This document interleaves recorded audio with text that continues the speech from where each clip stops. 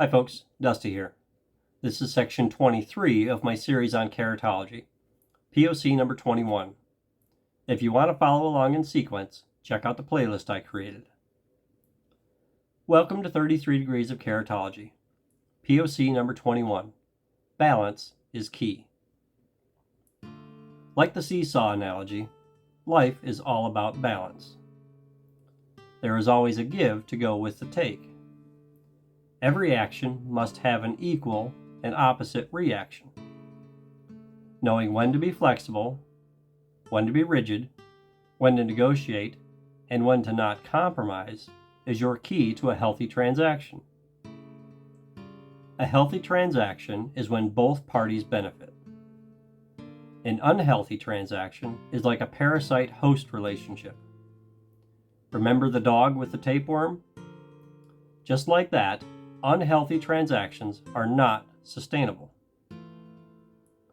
A transaction should balance just like a checkbook should. Each side should receive an amount equal to that which they give. If one side is consistently giving more than they receive, do you think they can sustain that type of relationship for very long? When things are in balance, there is a sense of calmness and order to things. Create an imbalance of things for too long, and it breeds chaos. Nature may bring in huge violent storms from time to time, but when you look at the overall big picture, you see more calm than you do storm. Nature is always changing, ebbing and flowing. It creates and destroys, it builds and it tears down. Tides come in and tides go out. When there is balance, there is calmness. The same is true for our bodies. Eat too much of one thing over an extended period of time, and your body will let you know.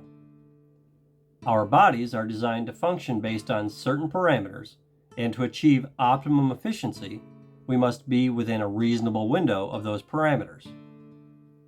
If we eat too much and don't put that energy to use, then we store it as fat.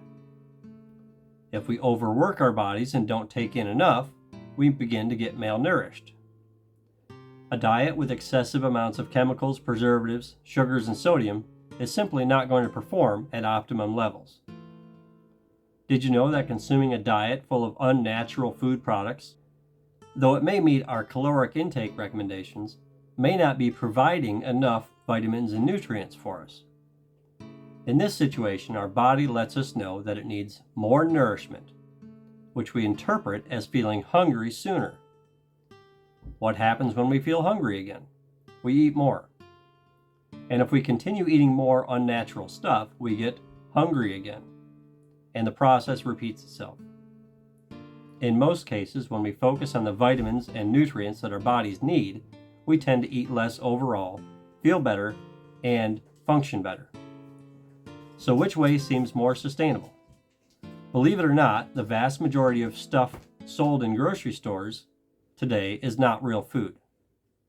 I could go on, but the important takeaway here is to keep our lives and diets in balance. In our next section, video 24, we'll talk about relativity. So I hope you'll follow along. If you like this series so far and don't want to miss the next section, be sure to subscribe. I add a new video to the series each week. Thanks for watching. As always, folks, take the trip and enjoy the ride.